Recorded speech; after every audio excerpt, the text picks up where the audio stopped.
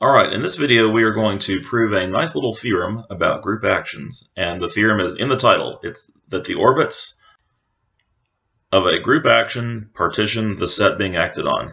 All right, so let's just state that theorem a little bit more clearly. Theorem.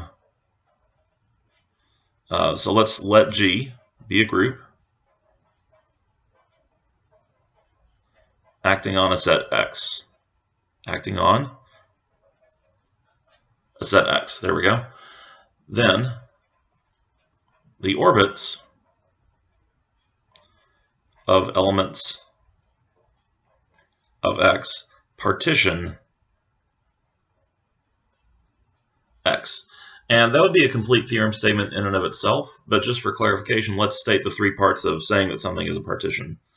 Okay, so first of all, the empty set is not an orbit. In other words, if I take all the orbits and collect them together, the empty set won't be there. Okay, that's just part of being a partition, is we don't want the empty set to be one of the sets in the partition.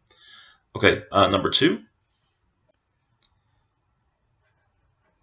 For every X belonging to the set being acted on, X is in one of the orbits. And in fact, we're going to show that X is in exactly one of the orbits, but the way that we're going to do that is to prove number three, which is if S and T are orbits and S intersect T is not empty, then S has to equal T exactly. Okay, so in other words, if I take two sets or two orbits in my partition, or my supposed partition, I guess, and those orbits have some intersection, then they have to intersect completely. They have to be exactly the same. In other words, different orbits have to be disjoint.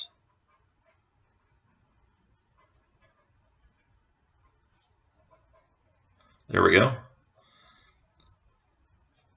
And it's going to turn out that two of these parts are pretty easy to prove, and the third one is a little bit harder.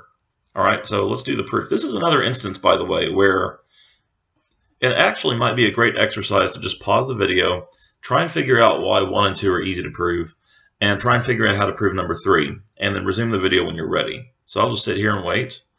Oh wait, I don't need to sit here and wait. You can just pause the video and work on something yourself and then come back. Okay, I'm just going to assume that it's time to move on now. All right, so first of all, why is the empty set not an orbit?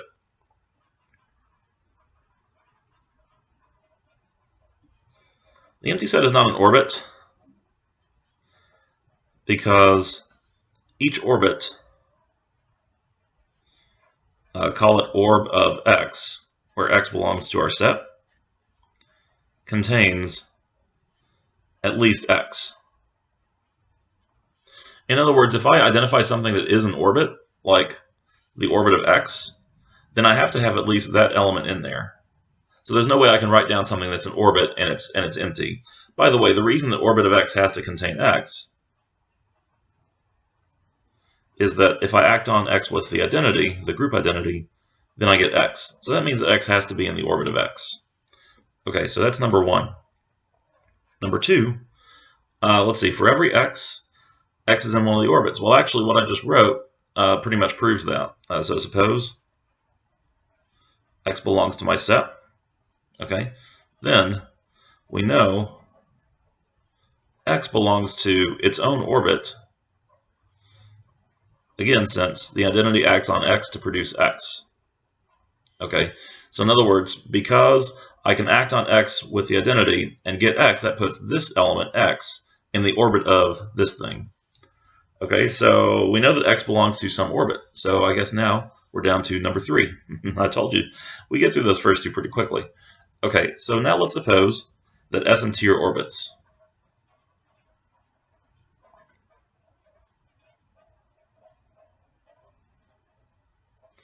Such that S intersect T is not empty. Okay, and let's further suppose because S and T are orbits, let's say S is the orbit of X and T is the orbit of Y, where X and Y are in the set being acted on. Another way to say this might be, then there exist X and Y in the set such that S is the orbit of X and T is the orbit of Y. I actually like writing that way a little bit better, but this is fine. Okay, so let's suppose they contain some intersection. Now, we don't know they both contain x, we don't know they both contain y, but they do both contain something.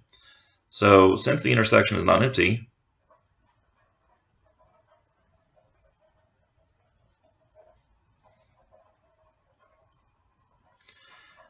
well, let's let z be an element common to both.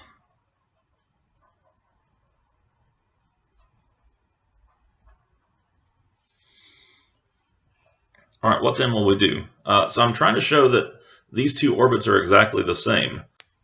So I just want to come over here for a minute and think about why that might be the case. Like, why would that be the case that if there's an element in common, then both orbits have to be exactly the same? Well, if I just write down what I know that z is in the orbit of x, and I'm going to rewrite all this when I do the proof formally, but because z is in the orbit of x, that means there is some g, let's call it g1, that acts on x to produce z. That's what it means to be in the orbit, is I can get there from x by acting with some group element. And also because z is in the orbit of y, I know that there's some other group element, may not be the same, that acts on y to produce z. So if I just think about that for a minute, so I know that z is in the orbit of x, I know that z is in the orbit of y. But I also think that I could say that if z is in the orbit of x, I believe that also means that x has to be in the orbit of z. Because I could show that by saying I could act on each side of this equation with g1 inverse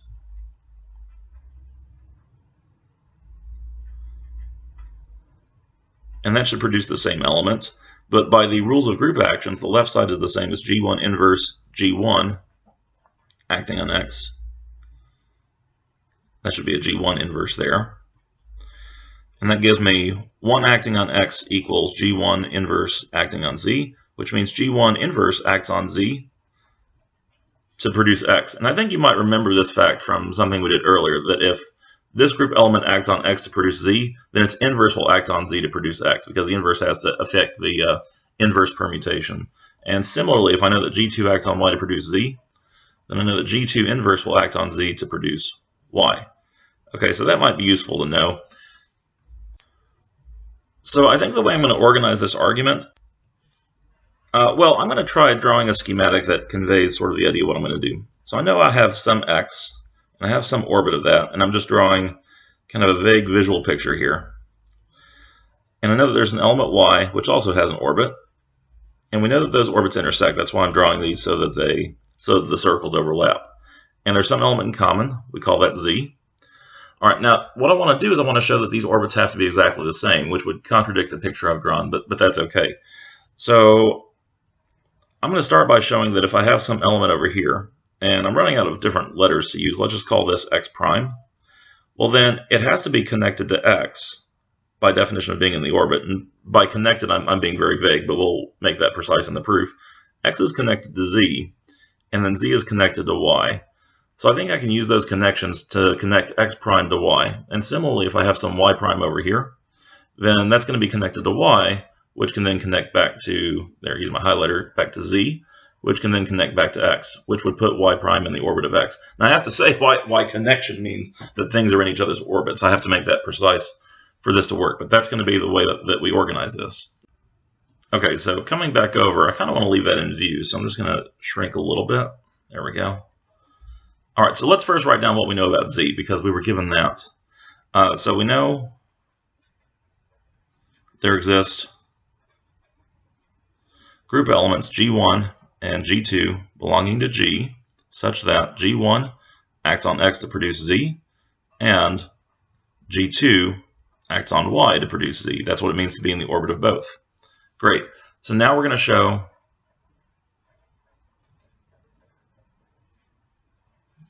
that S is a subset of T. Not subgroup, because S and T don't belong to groups. They belong to the set X that's getting acted on. Okay, they're subsets of that. So to show that S is a subset of T, let's assume that X prime is an element of S. All right, then that means there is, or there exists, some, and I'm running out of letters here. Let's see if we can use G and get away with it here. Some G in capital G such that G acts on X to produce x prime. Okay, so now I'm just going to follow the idea in my diagram. So I have x prime connected to x. Now let's see if we can get it connected to z. Well, I know that I could rewrite x as a result of acting on z. So I think I'm going to use that and substitute that into this equation here. So I have g acting on g1 inverse acting on z. That's going to be equal to x prime, because all I did was I took this equation here and I substituted for x this g1 inverse acting on z. I'm assuming that we've already shown that g1 inverse acts on z to produce x, if we know that g1 acts on x to produce z. Okay, so we have that, and then using my property of group actions, that's a semicolon there, thus g1 inverse acts on z to produce x prime. Now my goal was to get x prime into the orbit of y.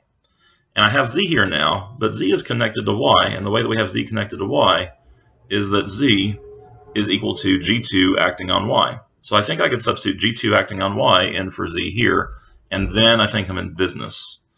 All right, so that means that g1 inverse acting on g2y gives me x prime, and thus using my group action properties again, g1 inverse g2 acts on y to give me x prime. So then I think I'm there now. I think I have a group element, namely this weird one here, which acts on y to give me x prime. That puts x prime in the orbit of y. Yay! So since g1 inverse g2 is an element of g, this means x prime is an element of the orbit of y, which is what I said t was. And because x prime represented any element of S, any element whatsoever, then that means S is a subset of T. And I'm not going to do separately the proof that T is a subset of S because it's pretty much identical reasoning.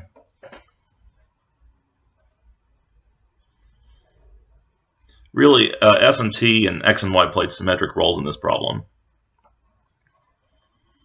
Okay, so remember what I always say. You can say something is true by identical reasoning, but you'd better be darn sure that it's identical reasoning.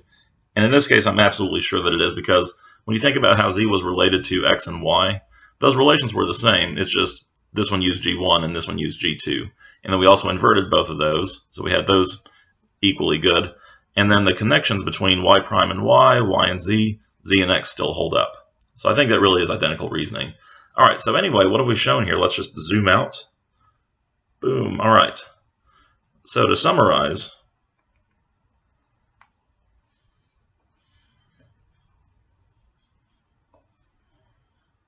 different color. So summary, this G acting on X partitions X into disjoint orbits. And that's something that we might have seen intuitively before. Like if we have a rotation group acting on a cube. Okay, so let's say we have this cube, and I'm going to label all the vertices. So this is up, right, back, up, left, back. This is up, left, front, up, right, front. Some of these are funny to pronounce, like ERF. DRF, DRB, and then DLB, and then DLF. Okay, so now let's suppose that G is just a simple group of rotations. In fact, I'm going to say G is Z mod 4, and then N acts on vertices of the cube by rotating N quarter turns counterclockwise around this axis, the vertical axis, which in the picture is this. So it meets there, and then goes through. Okay, So a quarter turn counterclockwise would be this, because it depends on your perspective which way is counterclockwise. Okay, so what are the orbits of this action? This is just, creating a little realism for this big abstract theorem that I just did. Maybe I should have done this in the reverse order. But the orbits in this case of the vertices under that group action, because the group action is just rotating this cube round and round. It's not doing anything else. It's not rotating this way. It's not flipping anything. So what are the orbits? Well, the orbit of URF is going to be URF, and then that will rotate to URB, and then that will rotate to ULB, and then that will rotate to ULF. For each of these vertices, I can find some element of this group that maps URF to that vertex. But it'll never go to the bottom vertices. Like, these rotations don't switch the top and bottom. So I'm going to have a separate orbit for the bottom ones, or the down ones. Those are going to be DRF. Sorry about the bad handwriting. My pen's skipping again. DRB, DLB, and DLF. So 2 completely separate orbits. And you can verify that the DRF vertex does go to each of these other ones, but doesn't go to any of the up ones. And they're disjoint, and they make up the entire set of vertices. So that's an example of a group action partitioning a set into disjoint orbits. And sometimes a group action will only create one orbit. Like, sometimes the group is so rich with symmetries that everybody is in everybody's orbit. For example, if we took all of the rotations of a cube around any possible axis, then our orbits would just be one orbit consisting of all 8 vertices, because you could always get from URF to, say, DRF by rotating around this axis, the one that goes through here. So anyway, that's a concrete example of a group action partitioning a set, in this case the set of vertices, into disjoint orbits.